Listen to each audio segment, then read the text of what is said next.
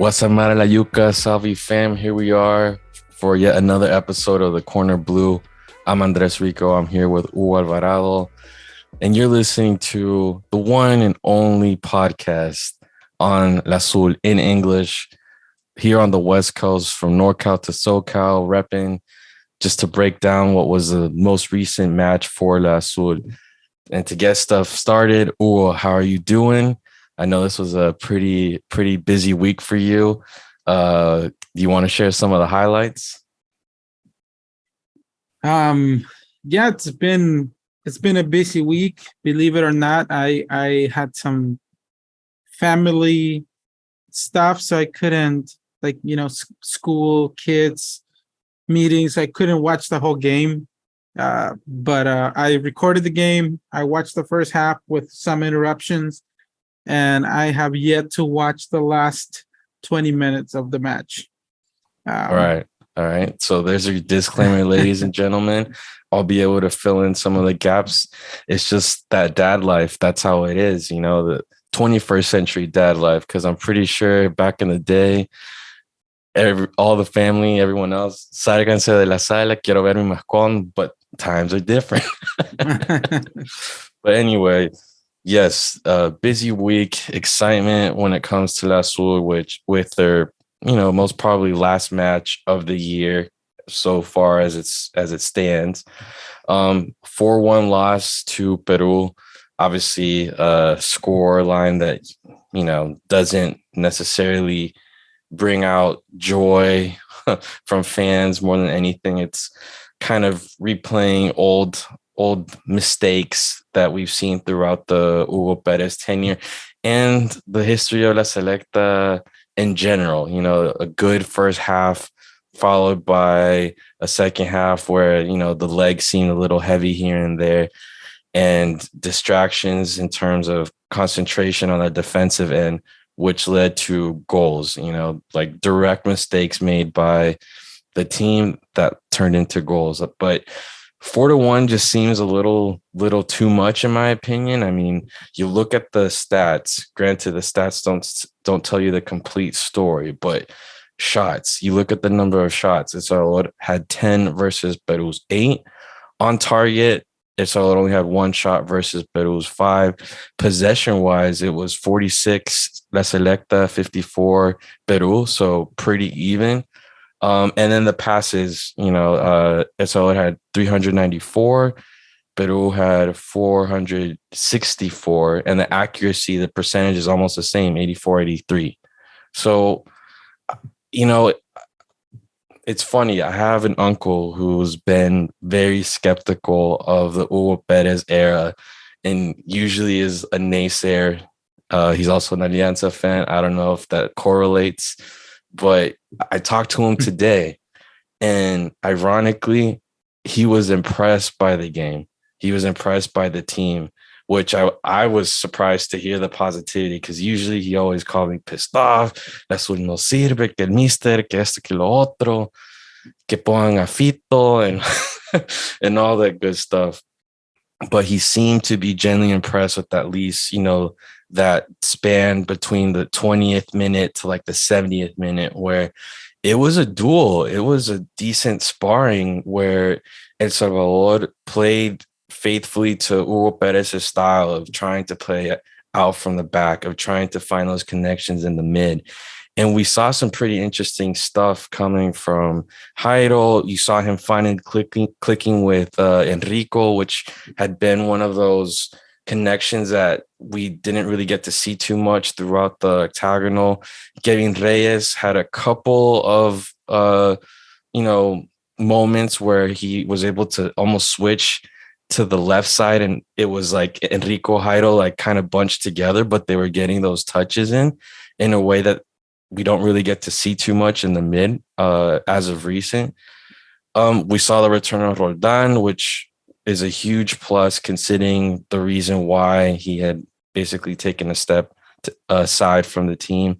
We saw the new backline duo of Caballeta and Zabaleta for the first time, not without any growing pains. We saw Zabaleta had an own goal for the first goal. And then I think it was the third goal. There was some miscommunication between the two where they both went for the same ball, collided, and it led to a Peruvian goal. But overall, I think it was a good match. Well, having watched it, with, not live, knowing the score in a sense, or being able to digest it better, what was your impression of it? I've watched, so before the show, because I like to be well aware of everything. I watched, as I said, I watched the first half. Last night I watched the most of the second half, and today I watched the highlights just to know exactly what happened, because I've been consuming a lot of that negativity on the web, on social media, and I was like, wow, was it really that bad, right? So I just heard you summarizing the game, and I think you made a very stats based analysis of the match, and I think that the way you analyze the match, I'm with you on that one. I mean, at least up until like the 70th minute, which is what I've watched, I'm like, hey, you know what? The 4-2, the 4-1 was too much. It didn't Yeah, really, demasiado castigo. right. It didn't really reflect what happened on the pitch. And at the end of the day, that's what people remember, especially the average fan, right? The The average casual fan would fan. just, yeah, they would just go for the score, especially those who are anti Perez. They would talk a lot of nonsense. And I go back to the previous match where we beat Peru 2-0 with De Los Cobos. Do we really think we deserve to win 2-0 that game? Not really. That was an Two, accident. That was an accident. Yeah. yeah, that was an accident. So there's going to be those who compare that match, but we have to be realistic. And just as I think that we didn't deserve to lose 4-1 in the last match, we didn't really deserve to win 2-0 in the previous match. Obviously, as a fan, I was very happy that we won, and I really enjoyed that we beat a very good Peruvian squad. This time around, we lost, and I think that the frustration from me, probably from Hugo Perez, from a lot of the fans, is that we lost what we had done in 70 minutes. We lost it in 20 due to some very basic mistakes that at this point we shouldn't be making. And I see how that can be very, very frustrating for the coach and for the fans. But to say that some things that I had heard, such as we didn't produce anything, we didn't do anything. I mean, I don't think we were That's a outplayed casual by fan speaking right there. Right. I don't think we were outplayed by a very good Peruvian team. And that's another thing where tenemos que poner los pies sobre la tierra. We didn't play we can't even say that I mean, Peru is it's I would say probably better than some of the top 3 teams in CONCACAF. I mean, they went to the last World Cup. They were this close. They lost in penalties against Australia.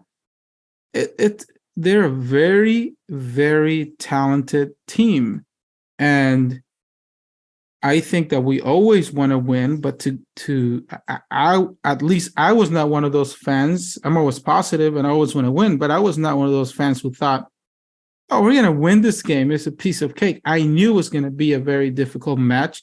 And I was looking forward to how our team will behave and perform against Peru. And I think in the first half and a big part of the second half, I think that the team really went head to head against a very good squad. And we make those mistakes. We made those mistakes that obviously are frustrating when we lose due to those mistakes. I think if you try and see the bottom line here, they were able to summon and make a friendly match occur within 2 months of, avoiding Armageddon.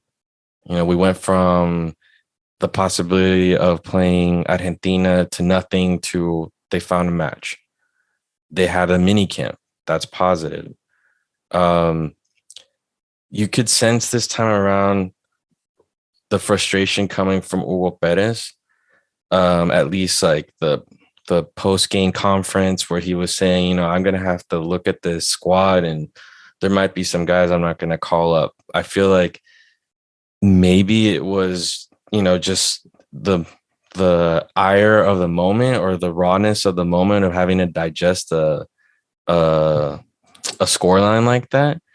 But once you started hearing his interviews throughout the week, it seemed like he was kind of pumping the brakes a little bit and then just starting to speak, like, here we are at this point and we're still making these mistakes, and that has to change, or I really need to analyze my system. And if, my system doesn't work, this is my style of playing. This is what I'm hoping can work. But if that's not the case, either you bring someone else in or I have to make, I need to make these adjustments, which seem like pretty concrete and intense statements to make.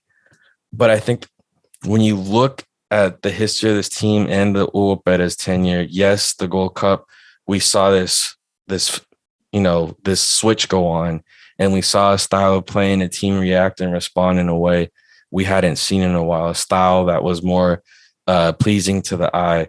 Then we saw just the intricacies of the long campaign that is the octagonal and just the ups and downs with that. And I think most recently with this match, the team hadn't played since June.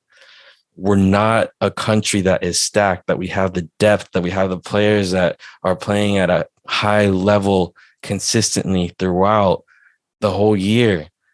So we can't just bring these guys together for 5 days or a week and expect miracles, Like, that's where I don't understand where people can get super excited. Not that I'm menospreciando our players or the team at all, but it's just reality, And I think being able to play a team like Peru, granted it was their B squad, but not playing just, a 4-4-1 and defending the whole time or playing scared.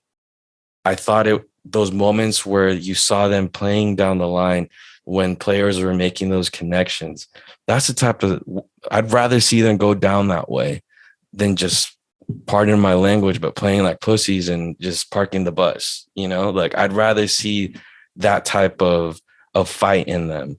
And yes, are there disappointments along the way?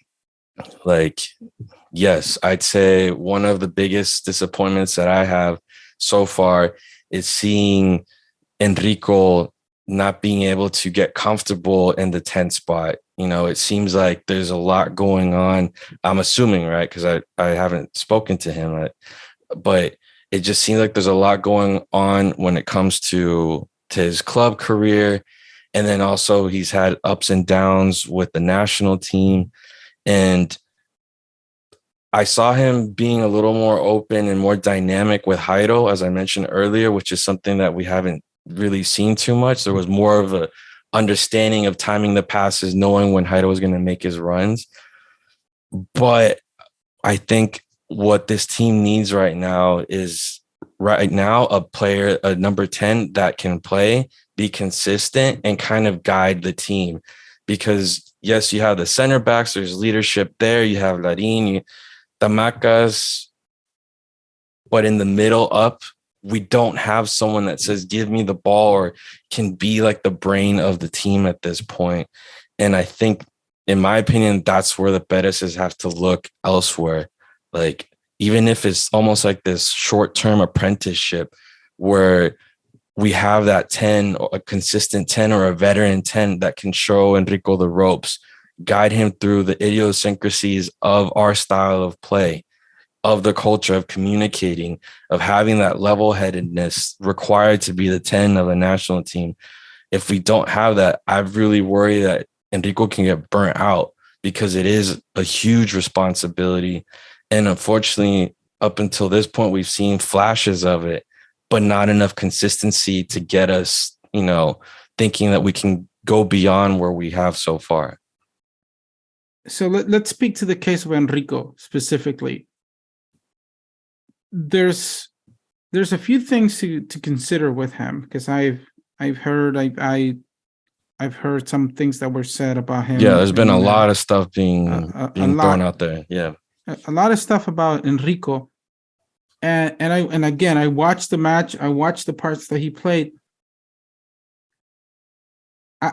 Honestly, I don't think I think Enrico lacks a lot of defensive skills. I do see that, but also I didn't think that this game against Peru was. I don't think it was a bad game for Enrico. That's just the way I see it. I think it's been a while since we've lacked a number 10, a Cheo. It's been a long time since we haven't had a number 10 like that, and it would be great if we had a number 10 like that. But also, if we are looking at the future, and this is for me where the question should be. If we are looking at players for the future, when we criticize Enrico, and like I've heard in Fanáticos Plus where they said he's been declining in his career, and even that I disagree with, and we forget that Enrico's an under 21 player. Yes, maybe there's a big responsibility given to him as number 10 in the national team. I agree with that because of his age and his lack of experience. He's 21, and I think we forget that. We forget that he's 21. We forget that he was signed by Vitesse's first team, but he didn't get more than 180 minutes with Vitesse's first team. So when a player, what at that point he was like 19 or 20 when he was signed by Vitesse, when you don't play, it's great that he got a contract with the first team, but it was very hard to say he's a first team player because he didn't get the minutes. So when he went to the second division team, Eindhoven, I thought that was Enrico's best moments in his career. He was scoring goals in the second division. He was playing games in the second division in the Netherlands, and he came to the national team and he played well in the national team. And Enrico didn't leave that team because he wanted to leave. He left that team because Vitesse requested him back and never gave him an opportunity. So after that, he goes to Cartagena, which is the B squad. It is the third division in Spain. I don't see it as a decline of training with the first team but not playing, then going to a third team in Spain and playing. To me, I don't think it's going downhill in his career. I think that what he needs is consistency and play and gain confidence and experience that he needs at 21. And I think he's starting to get that in Cartagena B, and hopefully he will go up to Cartagena, the main team in the second division.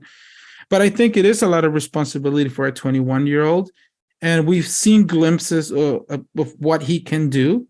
And yes, perhaps it is too much responsibility for him right now. But I think in the game against Peru, I mean, he was one of the few players that that put crosses in the box, that try to create those type of plays. I don't know if he's the type of player like a Cheo again, who can hold the ball, who can, que se puede echar el equipo al hombro. He's 21. I don't think he's there yet. Yep. Will he be there for the 2026 campaign? Maybe.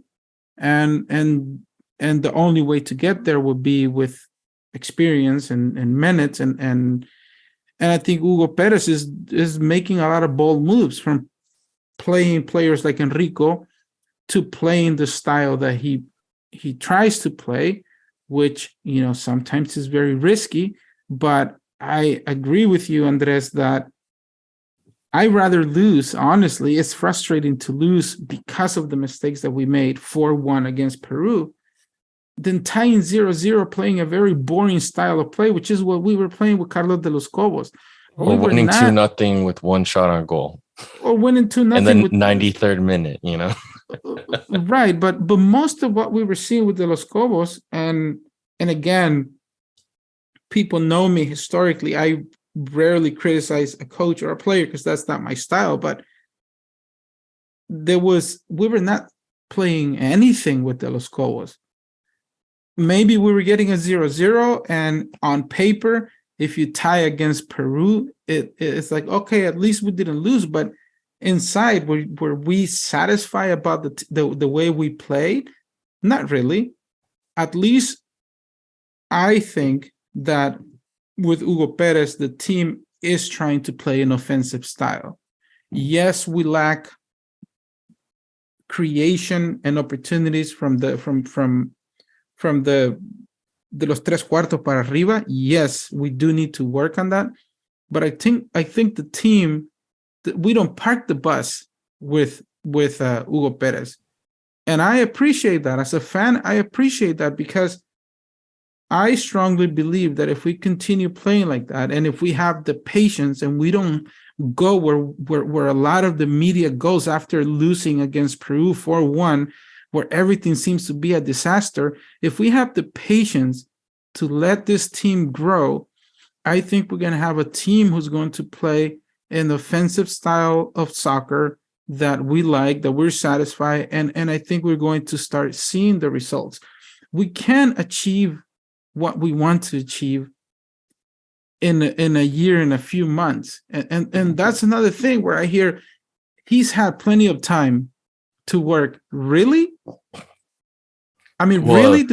in comparison to other procesos, like because what's our reference point for a proceso? 3 months. If you work 3 months, that's a proceso. You should have the best team in CONCACAF because they've been working for 3 months. Exactly. A proceso it's years. A process takes years, and teams have bad moments and good moments. Look at USA right now.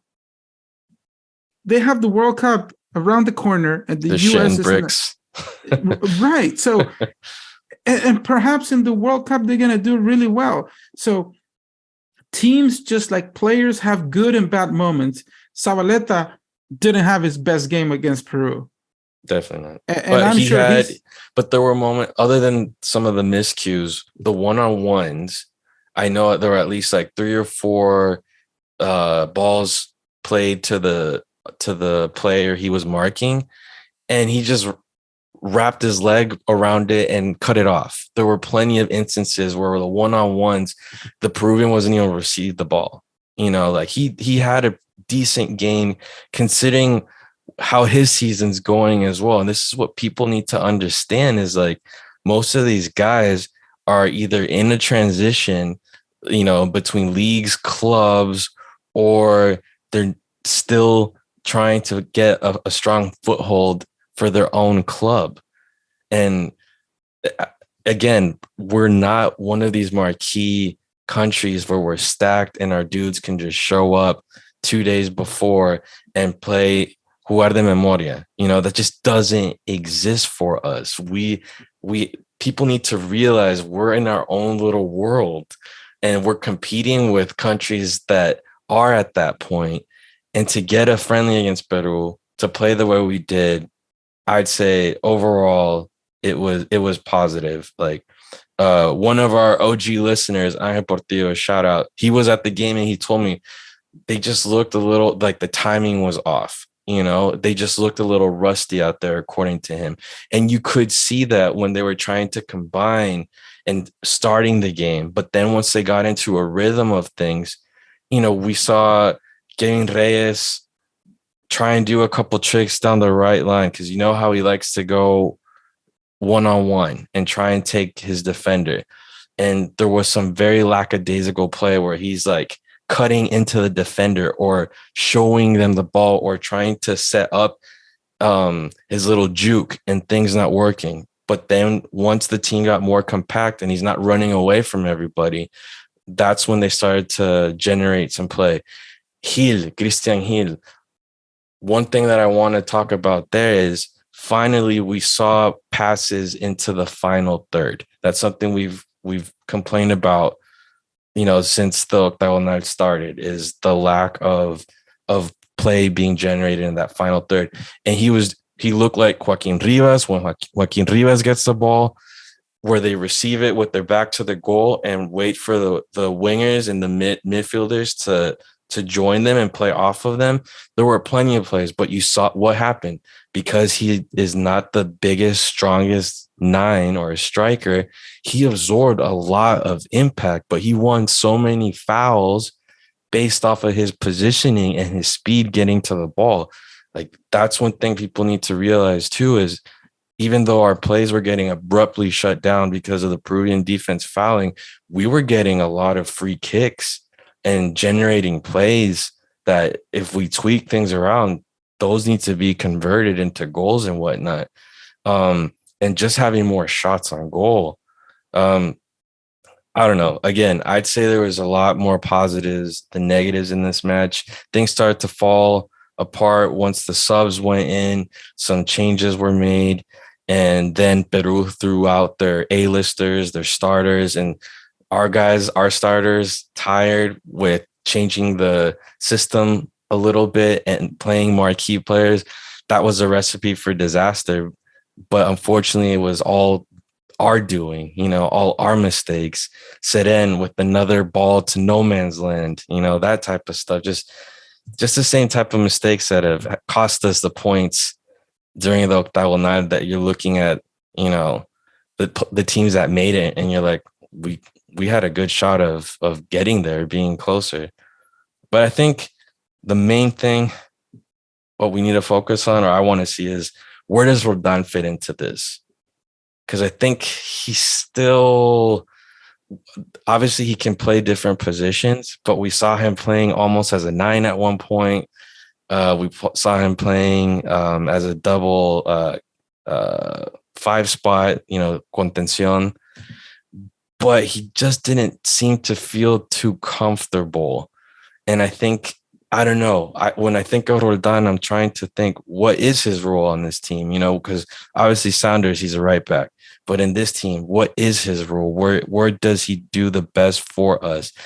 And I think we still have yet to see that. He hasn't had as many games as we would have liked, as I bet he would have liked to see. Where does he fit in this? Where is he going to be that anchor and play to his best ability? And that's just the big question mark for me, but I'm glad he's back. Yeah. If we look at the, like you saying, I agree that it was more positives. I see the game and I'm still surprised to hear the negative press that this game is getting.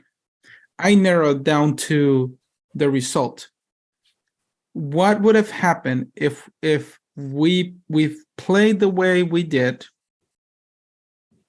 nothing more, nothing less, and we would have lost the game 2-1? People will be very happy about that result. I mean, not happy and pleased and celebrating, but we will be like, hey, we lost 2-1 against a team that was against a team that was close to qualifying to the World Cup. Is the result porque somos resultadistas. Esa es la verdad. Si le ganamos a un equipo jugando feo, que le ganamos a Perú, somos los mejores. Jugando but I think feo. that's still the casual fan mentality, like if you don't know the buildup or what it takes, or you're able to take a step back, leave the fanatismo. I think más que resultadistas, somos fanáticos, somos demasiado fanáticos. And I think it's the fanatismo that tends to fuck shit up. Because people aren't able to take a step back, like, I don't know. When I watch the team, is there a reflection of me? No, I can't take it personal. I have nothing to do with this team. Like, I'm gonna get pissed off if I'm playing pickup, and I fuck up. That I'm gonna get pissed off at myself and feel embarrassed if I miss a open goal or some shit. But this team, I support it. I root for it. It's from, my country, my parents' country, but hasta ahí, yeah, like it's I don't know how to describe it, but I think it's a fanatismo. And then obviously the press needs to sell stuff, it needs to monetize and generate content. But I can understand people getting upset with the same mistakes, but I think you're seeing it from top to bottom, because those are the most evident ones. Those are the obvious things that are happening, is the same damn mistakes. And I think that's the variable that hasn't been dealt with. Like, okay, the federation, we're hoping, is on its way to, correcting its course. The characters that were in charge, they're gone. So let's see where this goes. And we still have these weird miscues, like the whole Mercado situation. Like, come on, bro. Like, if you don't have your passport, maybe they can explain why they took him. I don't necessarily agree with taking a player that you don't have that green light confirmed. Maybe they just wanted an excuse to see him, and great. But we still need a 10. Like, if Enrico went down for whatever reason, who is going to replace him?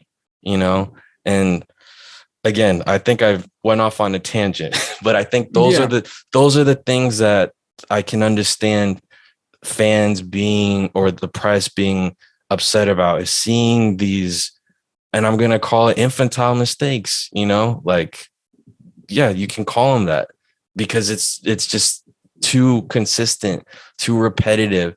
And it has cost important points. This is a friendly match, ladies and gentlemen. You can't get pissed off with miscues in a friendly match. That's what they're there for. Unless CONCACAF does us dirty with all the weird ranking stuff as before. Yeah. But this is where you try shit, is these friendly matches with the sparring partner that isn't Guatemala and Honduras or Belize, That's another great point, that we want good matches against good teams, but we can't handle a defeat of 4-1. I'm sorry, yo no soy conformista para nada. Y se me está saliendo el español. No es conformismo. Is the reality that if we want to grow, we need to play against better teams. And better teams are going to whoop our ass. That's the point. Better teams are going to whoop our ass, because if you look at Seren's mistake, right? And again, I don't like to point out just one single player, but I'm going to use that as an example. If you look at Seren's mistake in the fourth goal, or the peak, what led to the penalty kick, a play like that against a team in CONCACAF that plays at a lower intensity, that pass goes through perfectly fine. But if you're playing against a team with the high intensity as Peru, they're going to anticipate the play, and you're going to look back. They read it. They read the play. Yeah, let me piggyback off of that really quick. They play at a different speed, different intensity. Let me piggyback off of that. Seren, because it was in the second half, and I don't know if you were able to watch when he came in. When he came in, the team had no way out. It was when they were playing a little more defensively, or balls in the air getting trapped by Peru.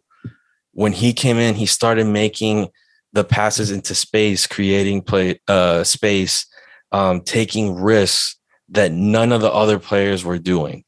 The other players, it was either long balls or short passes, and it wasn't going anywhere. Or on the left flank, once Nelson went in, he doesn't have the same touch as Larin. So he was trying to send long balls on the left flank to nobody. Once Seren got the ball, he, because he was playing defensively, right? Defensive mid. He absorbed the ball and found space. And he was able to contain the ball, slow the tempo down. And then that one bad pass. But again, that's the one bad pass that cost us points in Gold Cup and the qualifiers. And that's because it's been a mistake that we've seen over and over again. And as Hugo Perez has said, And as Hugo Perez has said, their style leaves them exposed to that type of mistake turning into a goal against, you know? Oh, especially against teams like Peru. but as we circle back, those mistakes need to be corrected. I think we have a gap in the midfield that needs to be filled. Um, and I could throw names out there all day because I'm an outsider, right? But I really feel like we need a skipper, someone in the middle to control things, control the tempo, and be a leader that unfortunately Monterrosa wasn't able to be, you know?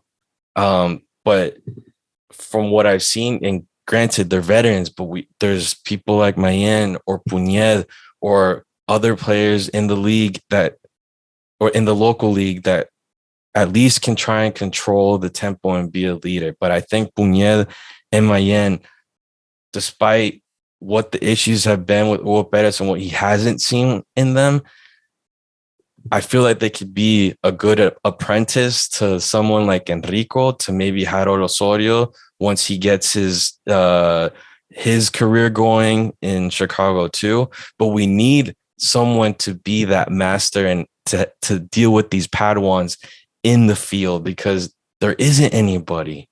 There isn't anybody. And we need to be able to compete and get results in the short term and long term, but there has to be that delicate balance of bringing these guys under their wing, and we haven't had that. And I think that's why once Marvin kind of proved that he wasn't the guy, it was hard to find a replacement, and those results, played out the way they did because we don't have that anchor in the middle.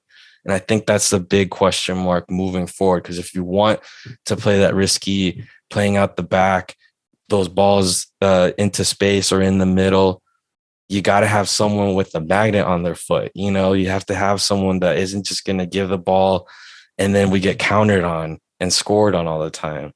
So that's my hope, is they're able to come up with solutions of anchoring down the middle. I have high hopes for the defense in terms of the center backs. We need to work on finding depth on the fullbacks. But I'm liking what I'm seeing with the generation of play in the final third. Heido and Christian here, they took so many hits that turned into fouls, which is a positive because they got the calls. If they wouldn't have been getting the calls, I would have been worried because they would have gotten injured for no reason, right? But they were taking hits and generating those fouls and those free kicks. I'm sorry, there's nothing better than seeing Jairo taking on a vincula. We don't get to see that every day, especially with the league that he's playing in right now. And that's the type of stuff that we're going to get to see if, Hugo Perez and company are able to keep the reins, keep this thing afloat. We should be able to see the different sparrings in comparison to the previous ones or the cliche ones, and we'll see growth. But yeah, that's my take. So I think we can wrap up our talk about the game with that. There's still possibility of a FIFA match day in November leading up to the World Cup. But no official reports at this point, not even rumors, other than it's a FIFA match day. But it'd be nice if they're able to get the players. I heard in an interview that Hugo Perez was like, I think I'm going to start looking at the domestic league to bring players and start rethinking. I think that's one other thing. It seemed like there had been talk about the foreign-based players and bringing them in as a solution in the short term to elevate the level of the team, but not too many have risen to the occasion. And I think you're starting to see a change in the rhetoric by the coaching staff, where I think they're going to have to look more towards a domestic league to be able to find the pieces, because it hasn't necessarily panned out as much offensively with the pieces abroad. What's your take on that? Is that something that you sense as well?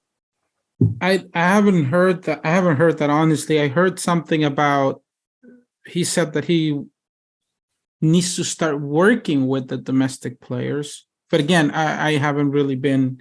I've been very busy. I haven't been listening much to the different radio shows. But I know he said that if there's going to be something in November, he wants to work with the domestic players more.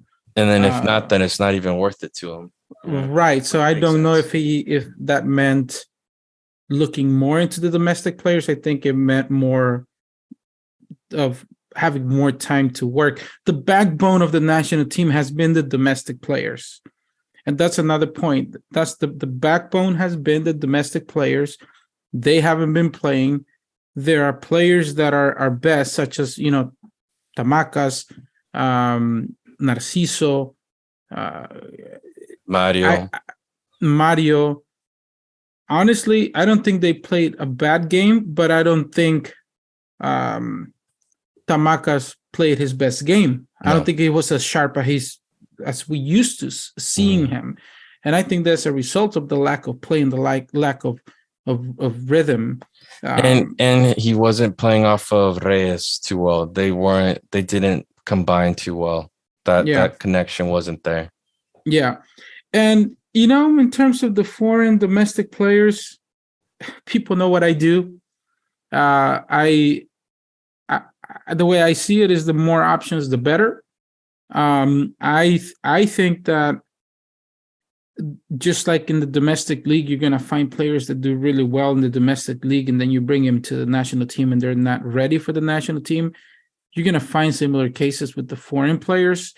One thing to keep in mind when we analyze a player is that some players have been called up, which I think is great because we are opening the possibilities in the player pool, expanding that player pool. But some players have been called when, yes, they play in the USL Championship, but it's their first season. Such as Walmer, for example. It's not like he's an experienced player, or he was when he started getting called. It was his first season, and you're going to see that. And then there are more well-seasoned players such as Joaquin Rivas, which some people don't like and some people do like. And like even I saw people saying he should never be called again. First question is, how many minutes did he play against Peru? And then analyze that player specifically. But I think there's going to be both. I think that it's good to give domestic players an opportunity. For me, at the end of the day, it's one team. The more players, the better for the coaching staff. And honestly, right now, I can't see a player in the local league that I'll say that player should be there. I can't really say that. I can't really say there's the I'm no authority. So should be called. Other than what you mentioned, I mean it's been a while, but I always thought Mayen had a very, very special style of play. I thought he was the closest to a Cheo Quintanilla in the last couple of years. And that's about it. But I can't think of another player. In terms of the players abroad, I think that Armando Moreno is getting more and more minutes, and he's a player. He's someone who can provide something in the midfield. He can play in the 10th position. He can play in the wings as well. And we'll see. But I think when we lose, it's always about trying to find the problem and who the problem is. Is it the coach? Is it a player specifically? Players have good and bad games. Again, I out of the positive things, Cabalceta for me was a positive in this game, and I think he's showing leadership and he's doing really well with his team. I mean, for a moment, I even saw him really connected to the game, like even engaging with the crowd. He did that a couple times. where Yeah. So after a tackle or closing down a play, yeah. trying to get the crowd into it. Yeah. So I think it was unfortunate that Zabaleta didn't have his best game, but I think those two can be very solid in the back. I mean, like even I today I heard, oh, Zabaleta, he shouldn't even be there. And this is where I go back into, dude, when you analyze Zabaleta, look at other games that Zabaleta played. Every player in the world is going to have good and bad moments. Messi doesn't have a good game all the time with the national team. How many times have you seen the memes of people making fun of Messi for not doing anything in an important game? It happens to the best players in the world, and just because they have one bad game doesn't mean anything. So I'm very pleased with the options that we have in the back line, with Zabaleta, Ronald, Cabalceta. We have three very solid center backs right there. In the midfield, I personally would like to see more Cristian Martinez. I always been a fan of him. I like I think his style is less technical but very tactical, always well positioned. He's a bigger player, he's a more athletic player. Maybe he doesn't provide as much as the attack as Narciso does, but he provides stability in the midfield, which I think we lack. And finesse in a sense too. Yes, I would have liked to see more of Cristian Martinez, and then we'll see how I think Jairo, I think he did really well. We got to see now that he's playing in the USL and he's getting minutes. His level was good. Kevin Reyes, we have yet to see how he does once he start playing more in Armenia. Yeah, because he had a great match against the US. I think that was his coming of age match. This follow-up, not as much, I would say. Yeah, but this is something for people to keep in mind. I'm very happy that, to me, I've said it before and I'll say it again, is positive when one of our players goes abroad. No matter where they go, even if they go to Guatemala, I think when you are playing somewhere else that is not your country, you carry a lot more weight. You carry that responsibility, and I think it forces you to become a better player and a better professional. So I think it's good that Kevin Reyes went to Armenia, but the Armenian first division is not any different than a USL championship, for example. I mean, it's a top league. It's Europe. I think they belong to UEFA, but it's not one of the strongest leagues in Europe. But I'm very happy for him, and I think it'll be good for him to start getting more and more minutes. And we'll see. I think he's a very good player. One player that we didn't have this time was what's his name? I don't know if he's injured. The guy from FAS. Oh God, I forget his name. Landaverde. He's injured. He's injured. Landaverde. Okay. But yeah, overall, it's an unfortunate result. To me, the most unfortunate part is the result, because of all the negativity that brings in terms of the criticism. But in terms of the way the game was played for a huge part of the game, I'm pleased with some of the things I saw. I think a fine-tuned team with players having consistent minutes in their respective clubs, it'll make a big difference. I hope he's able to define, his marquee, either starting 3 or 4 in the middle. And I'm always of the opinion that the way our players are, that we're not the fastest, we're not the most physical. Tienes que poblar la media. We have to fill it up with as many people as we can, because we can't always do crazy runs down the line or through balls or long balls. We have to build it up.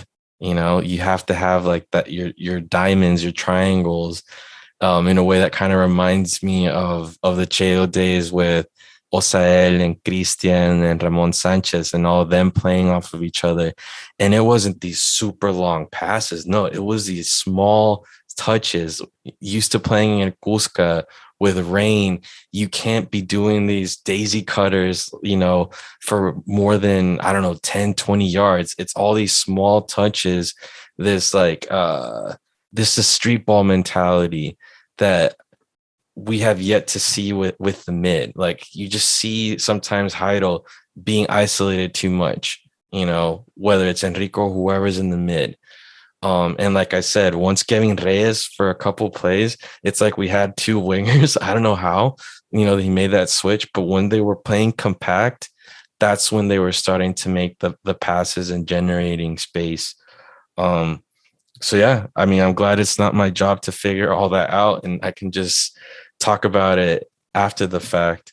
But I think we're gonna close out. It's been a long day. We're still recovering from making it onto German primetime TV. Do you want to talk about it for a little bit on how that all went down and the aftermath of it? Yeah, that was I've been waiting for that for a long time. So the German network reached out to me at the beginning of the year. Actually, no, at the end of 2021, in December 2021, they reached out to me because they wanted to include a piece about my work, and this is a result of the New York Times piece and the BBC piece about me, and also one of the top German newspapers wrote another piece about me. So it's basically a celebrity show. The participants are some of the top celebrities in Germany, and then they pick topics from around the world that are interesting or popular at some point, and then they make a little clip, and then they ask the question. So like I didn't understand everything they said, but basically it was they talk a little bit about El Salvador and soccer and the national team, and then they show me and whoever got to see the video, they see me wrapping a car key, and then you can see it on Select the Talent Instagram or Select the Twitter, Talent Instagram, Facebook. And then there's another part where I'm juggling the ball, trying to teach the guys how to do it next time we play against Peru, and then the question is, like Hugo Alvarado wanted to help his team, and he got so frustrated with the results that he decided to start training and become a player and play for the national team. Or B, he gifted the players a brand new car to motivate them to play better. Or C, he started searching the internet for some of the best players and scouting them, and that was the whole premise to the game. It was fun. It's a fun little project. I submitted the footage like months ago, like 6 and you got months ago. recognized by people in Europe, right?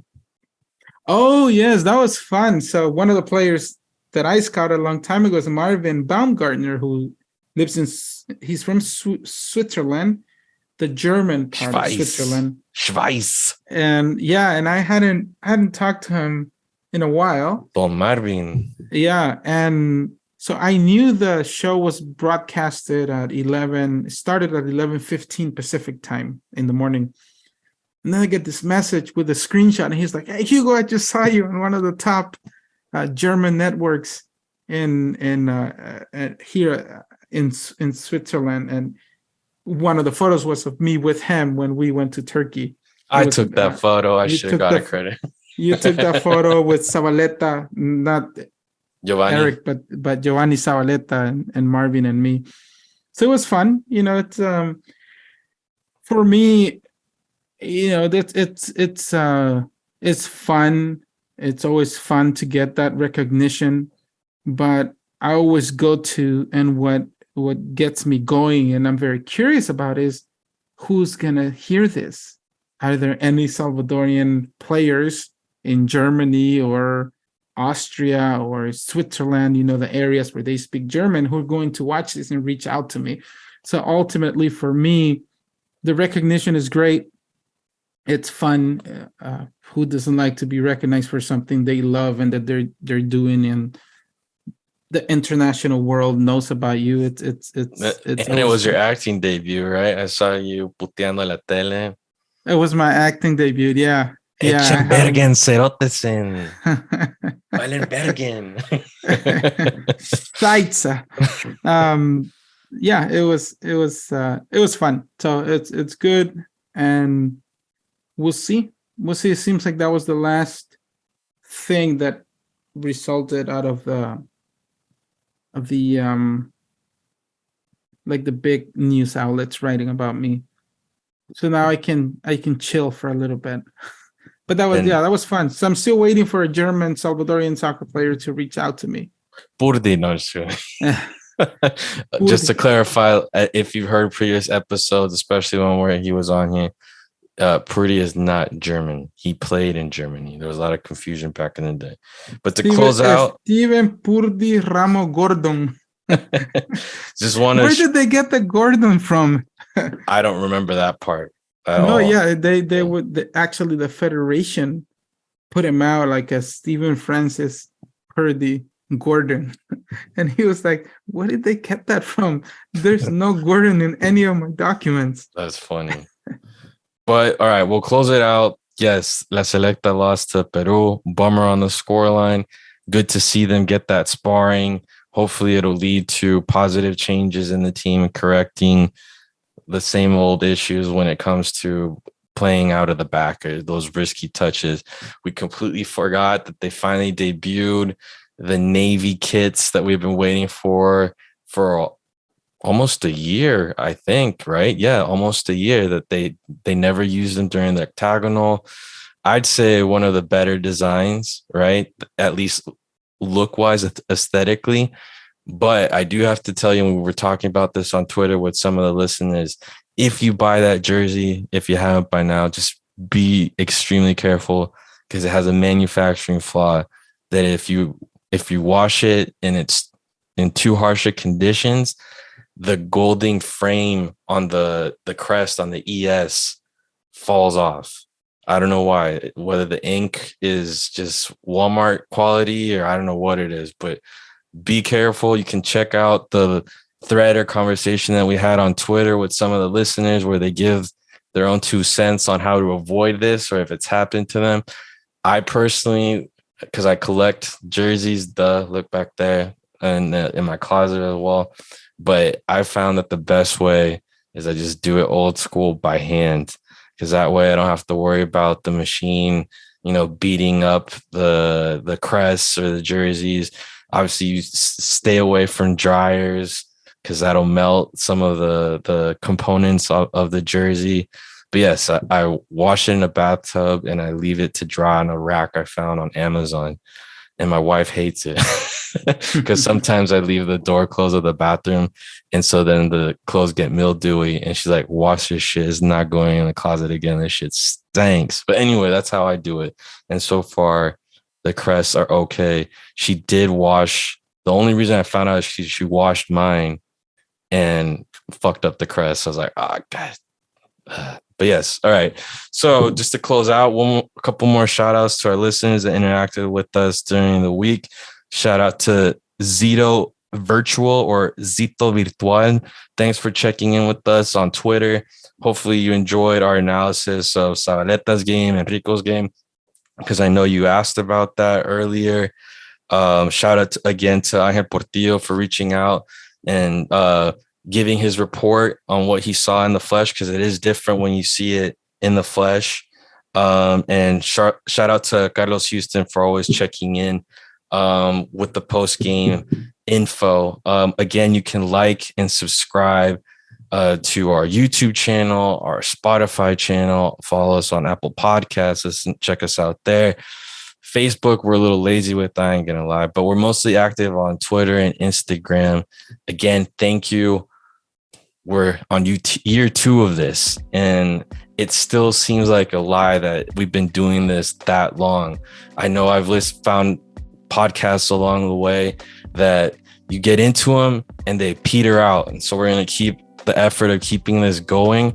We don't know what the next couple of months are going to look like leading to the World Cup.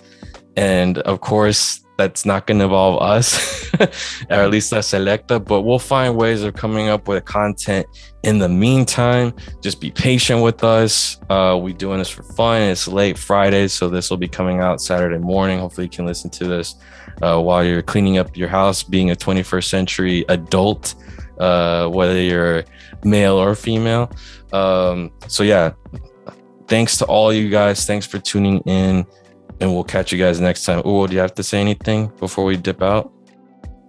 No, just thank you. And we'll be back. We'll be here. We enjoy doing this. Yes, it's tired. Yes, sometimes it's hard to get up or be up in the middle of the night. But this is when we have the time to do it. So literally, because last episode, Uwo's kid wakes up, knocks on the door. Within seconds, my daughter wakes up and is knocking on the door. So if you don't have kids, think about it, because that's real life right there. But in any case, we appreciate you guys checking in with us, hitting us up. Interacting with you guys is so much fun, especially during game times. And hopefully we'll have news coming our way where we can generate some content and keep this ball rolling. But in the meantime, agárrense bien, apriétense bien el cinturón, and keep your hands in the cabin, and we'll see you guys next time. All right, take it easy.